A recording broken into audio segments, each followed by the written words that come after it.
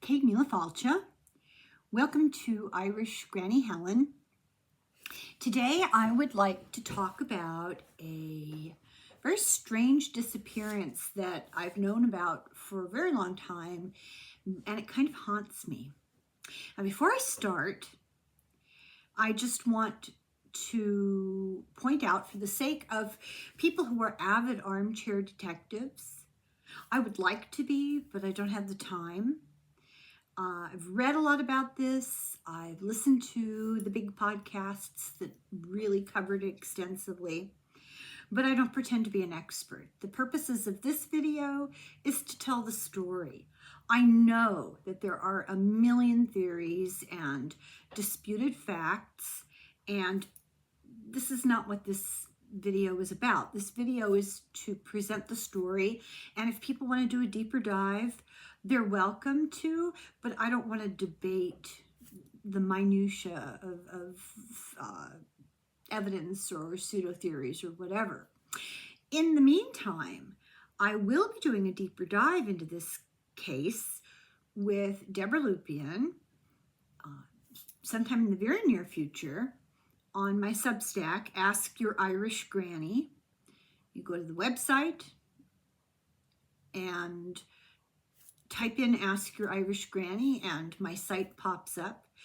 These deep dives will be behind a paywall. I apologize for that, but it's necessary just because of current events.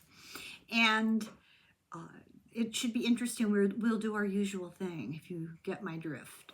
So I'm talking about the story of the disappearance of Jennifer KESSE, K-E-S-S-E, Jennifer Joyce KESSE, who was born May 20th, 1981 in New Jersey.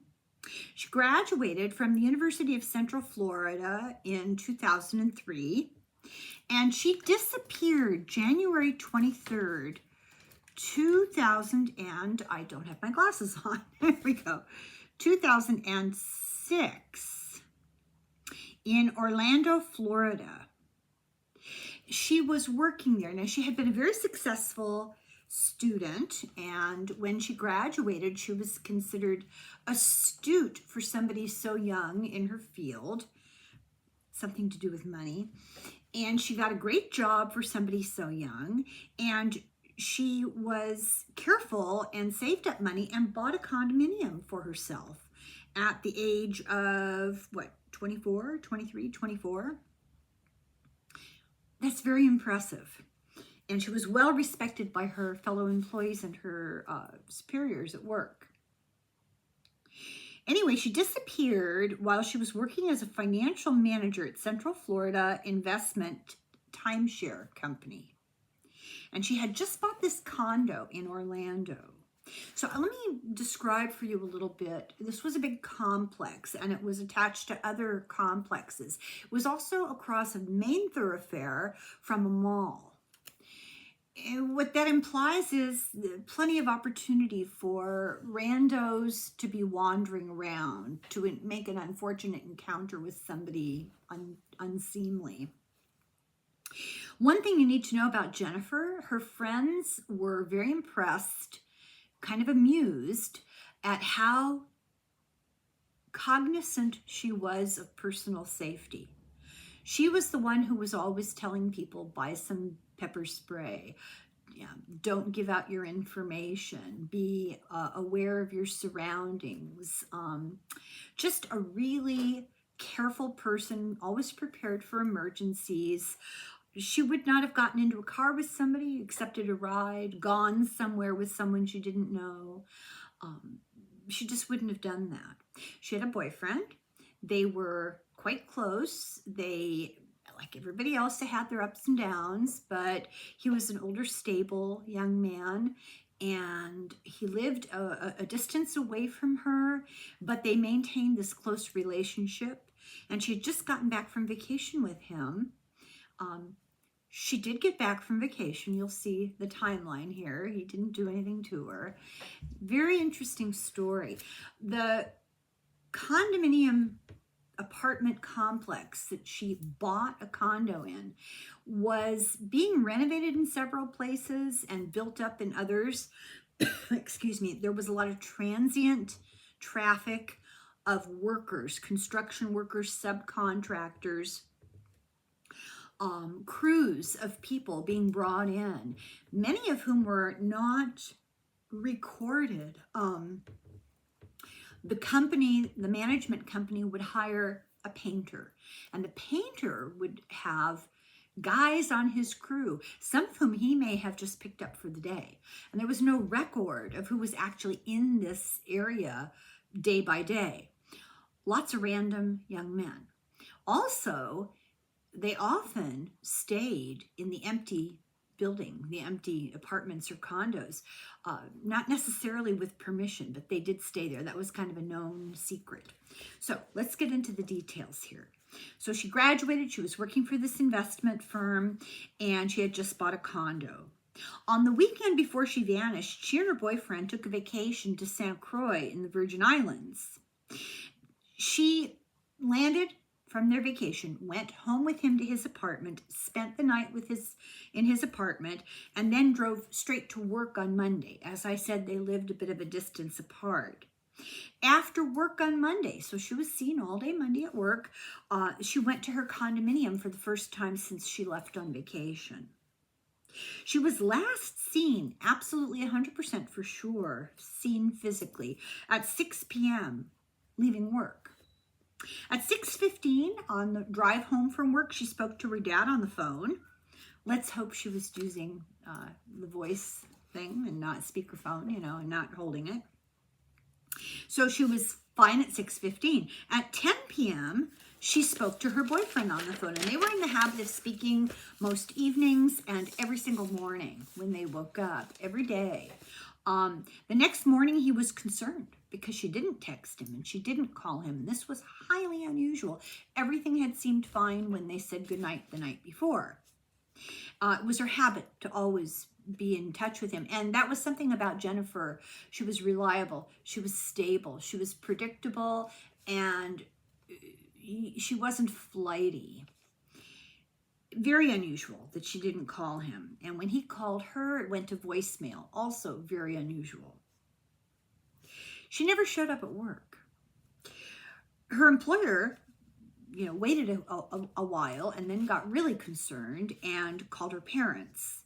Her parents immediately got in the car and drove the 2 hours from their house to her condominium. Her car was not in the parking lot. It was missing. In her condominium, this is what they found. It was very neat and very orderly. They found a damp towel hanging in the bathroom, and the shower had beads of water on it, indicating somebody had taken a shower at some point not too far in the past. They found a couple of outfits laid out carefully on the bed, like she was trying to decide what to wear, and she picked number 3 and left the others on the bed. But it was all very neat. And her family immediately saw she had showered and she dressed for work, and now she was gone and her car was gone, and they didn't know what else was gone. And so they called the police, and the police were kind of dragging their feet about doing anything. So the family started putting up flyers. They called all her friends, and they went like within an hour or so of assuring themselves that she indeed was not anywhere that they knew. They started putting up flyers and asking people and going door to door around the neighborhood. The police organized a search party on foot, horse, boat, helicopter, car, and ATV. Took them a little, that day. They were like, but they finally gave in and did it.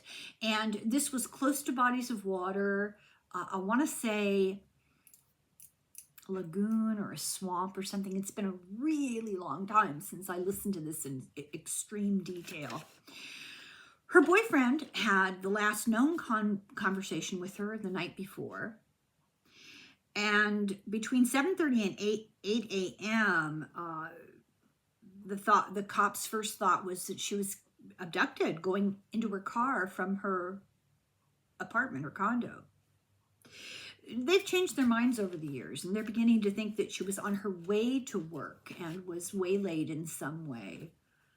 I have my opinion about that, but from 8 to 9, her boyfriend left a voicemail. So now we're going through the chronology.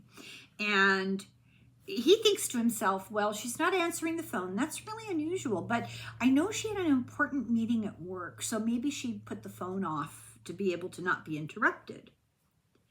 Her parents later called him, later that day, called him and said, hey, she never showed up at work.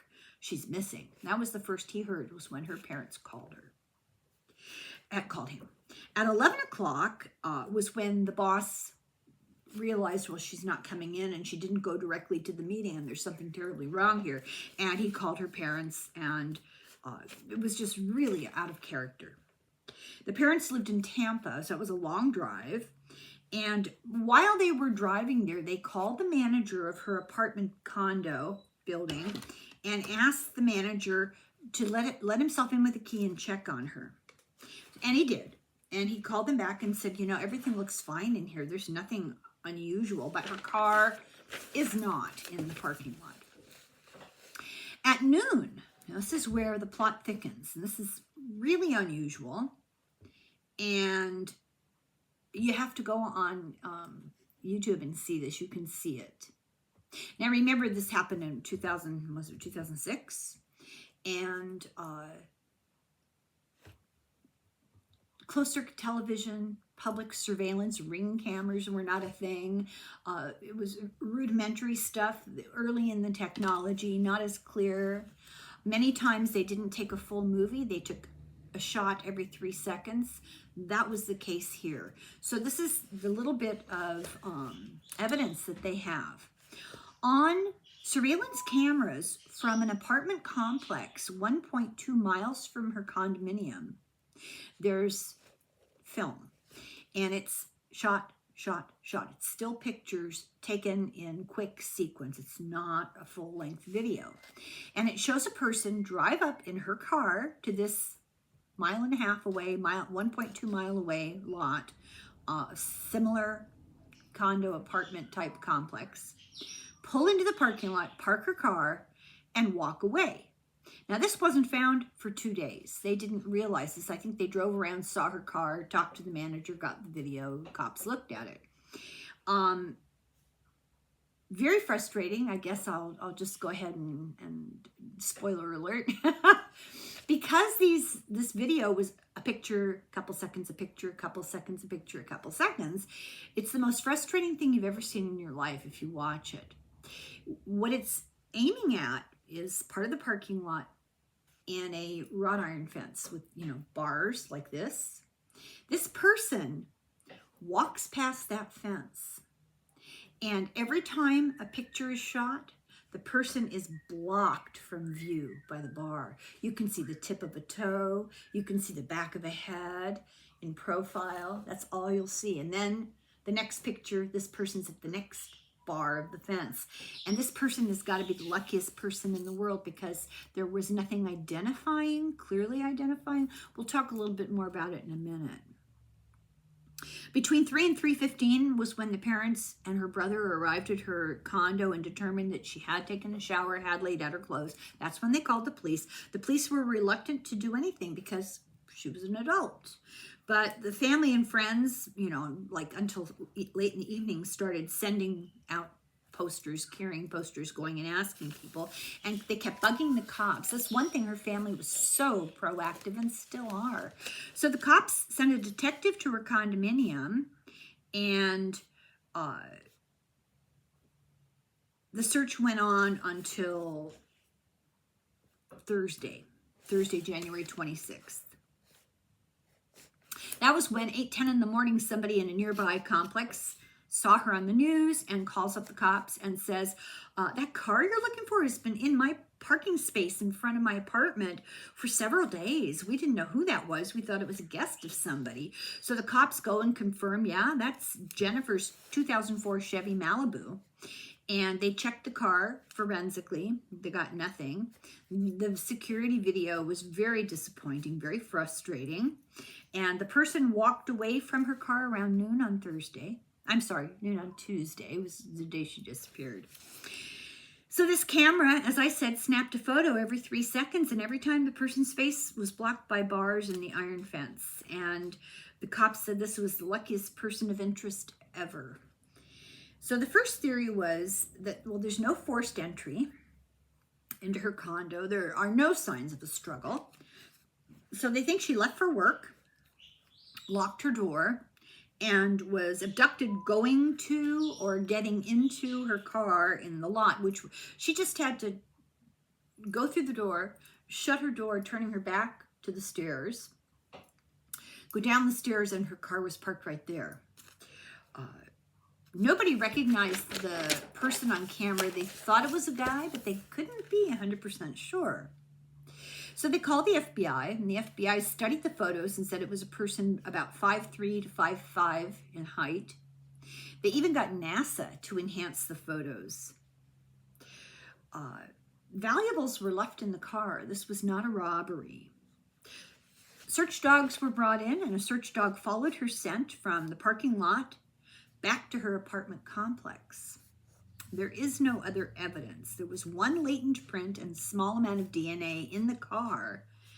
They think the car was wiped down after the guy parked. There are a few things missing. Sounds like the kind of things you take with you when you're going to work. Her cell phone, her iPod, her keys, her purse, her briefcase, and of course the clothes she was wearing. And the cell phone had been turned off and wasn't pinging anywhere. Her bank card, never used. Cops investigated her family. There was never any doubt. They didn't even need, they had alibis, there was nothing. There was no friction, nothing. Her former boyfriend was cleared. Her new boyfriend had a very strong alibi for where he was all day. Her complex had been undergoing expansion. Many laborers, many from other countries, they didn't go through the regular employment process. They were subcontracted, so there was no way of finding them. She told her parents before this happened that the construction workers were making her very uncomfortable. Every time she left her apartment or drove up in her car, there were catcalls and whistles and harassment, and the building was virtually empty. There were very few units that were occupied by permanent residents at the time. A lot of traffic, transient traffic in and out of these workers. They looked at her job, her employment, and they took her computer from work. They discovered by talking to her coworkers and looking at her computer that she had refused the advances of a manager because she personally did not approve of workplace relationships. And he was completely ruled out. Ironclad alibi. They considered the possibility of human trafficking, but it was very low on the theory list because she was older and had so many established connections. This would not be your typical target of that. May of 2007, so a year later, her company offered $1 million reward and put July 4th as the deadline, and she had to be alive. Central Florida crime line, my handwriting. Central Florida crime line offered a $5,000 reward for information. On May 2nd, 2008, the Florida House passed Senate Bill 502 called Jennifer KESSE and Tiffany Sessions Missing Persons Act to reform protocols for these sorts of cases, because there's a lot of foot dragging and reluctance on the part of law enforcement when it's an adult, because it's not against the law to just bail out when you're an adult. And it does happen. Well, it's a whole story we could go into some other time, but some adults are more vulnerable than others. There are mental illnesses to take into consideration. There are traumas, momentary traumas. There's all kinds of things to think about, and they either react because it's a child or they don't want to react. So this law was meant to mitigate some of that problem. June 10th of 2010, the Orlando Police Chief, Val Demings, that name should ring a bell, got the FBI to take over the case. And the latest search was done, most recent search was done February 2014. This is still an open case, and they're still pursuing leads. And her parents, God help them, they have really been the engine to drive a continuous search. In 2018, her parents sued the Orlando police to get access to the police records. And in 2019, they settled out of court, and police let the family see 16,000 pages of records. In December of 2022, the case was turned over to the Florida Department of Law Enforcement Cold Case Unit. She's still on the missing list for the Orlando Police, the FBI, the Orange County Sheriff's Department, the Florida Department of Law Enforcement's Cold Case list still has her on the missing list, and NCIC, Interpol, and the Most Wanted on the FBI missing list. So she's foremost in minds of law enforcement.